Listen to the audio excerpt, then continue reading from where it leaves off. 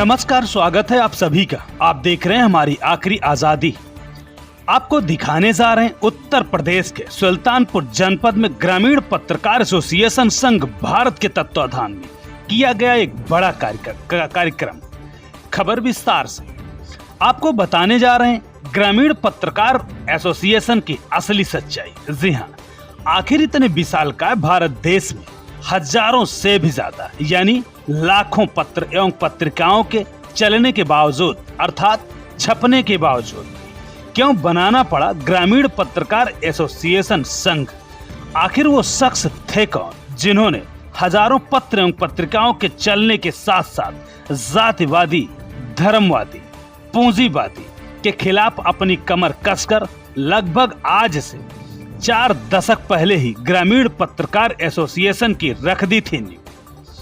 दरअसल आपको बताते चलें, कल दिनांक 27 मई दिन मंगलवार को हिंदी साप्ताहिक समाचार पत्र हमारी आखिरी आजादी के केंद्रीय कार्यालय पर ग्रामीण पत्रकार एसोसिएशन संघ भारत के संस्थापक स्वर्गीय श्री बलेश्वर लाल जी के द्वारा ग्रामीण पत्रकार एसोसिएशन पर वर्तमान प्रदेश कार्यकारिणी समिति के सदस्य राम सुंदर एडवोकेट एवं हिंदी साप्ताहिक समाचार पत्र हमारी आखिरी आजादी के संपादक बाबू आर्य कोविद समेत लगभग दर्जनों भर से ज्यादा कार्यकर्ताओं ने मिलकर ग्रामीण पत्रकार एसोसिएशन के संस्थापक स्वर्गीय बलेश्वर लाल जी की पुण्यतिथि पर बड़े ही श्रद्धा पूर्वक मनाते हुए क्या कुछ कहा, जरूर सुने। सर, ये आज का कैसा कार्यक्रम रहा? आज 27 मई को ग्रामीण पत्रकार एसोसिएशन के संस्थापक स्वर्गीय बाबू बालेश्वर लाल जी की पुण्यतिथि है।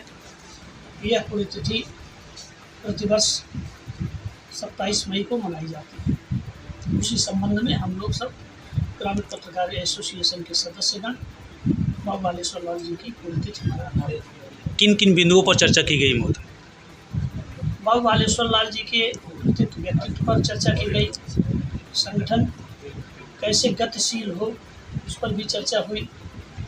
विशेष रूप से बाबू बालेश्वर लाल जी के महान व्यक्तित्व के बारे में बात हुई। सभी वक्ताओं ने बाबू बालेश्वर लाल जी के बारे में अपने अपने विचार व्यक्त किए। सन 1982 में ग्रामीण पत्रकार एसोसिएशन की स्थापना बाबू जी ने किया। बाबू जी बहुत ही सरल और सुहृद व्यक्ति थे। उन्होंने ग्रामीण पत्रकारों की स्थिति को देखा और ये समझा कि ग्रामीण अंचल की समस्याओं का निस्तारण कैसे हो सकता है, कैसे ये बात सरकार तक पहुंच सकती है। उसमें ग्रामीण पत्रकारों की भूमिका सबसे ज़्यादा होती है। बड़े पत्रकार या बड़े घरानों की बातें तो सरकार तक पहुंच जाती थी, लेकिन गांव देहात, कस्बे की समस्याएं सरकार तक पहुंचने में समस्या होती थी, नहीं हो पाता था।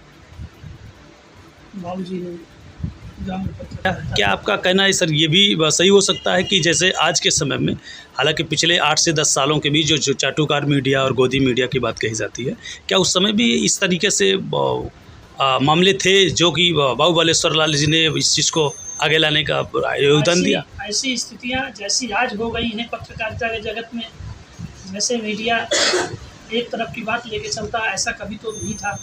बाबू बालेश्वर लाल जी ने अपना फोकस पूरा ग्रामीण पत्रकारों के ऊपर दिया, ग्रामीण समस्याओं के ऊपर दिया। उनका बड़े घरानों या बड़े पत्रकारों की बात नहीं थी। उनका मतलब था कि छोटे पत्रकार जो गांव में पत्रकारिता करते हैं, गांव की समस्याओं को सरकार तक पहुंचाने का काम करते हैं, उनकी स्थिति सुधरे, वो एक संगठित हों।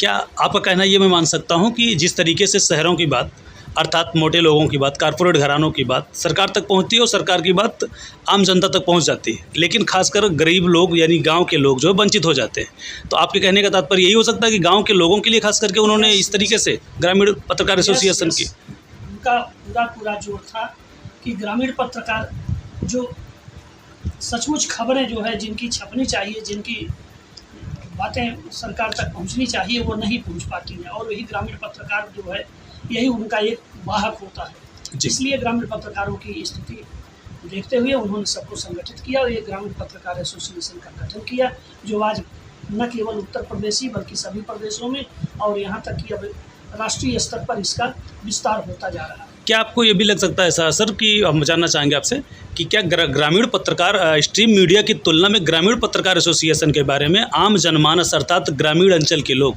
ज़्यादा तवज्जो देते हैं, ऐसा कुछ? ऐसा अब इस समय हुआ है।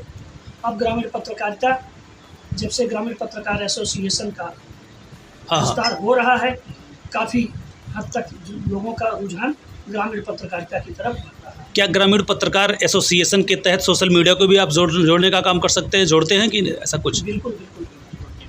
शुक्रिया। अगर हमारे चैनल पर आप नए हैं तो लाइक करें, शेयर करें और कमेंट जरूर करें। और हाँ, चैनल को सब्सक्राइब करना भी ना भूलें, ताकि आपकी पसंदीदा खबर आप तक पहुंचे सबसे पहले और आप बने रहें जागरूक। शुक्रिया।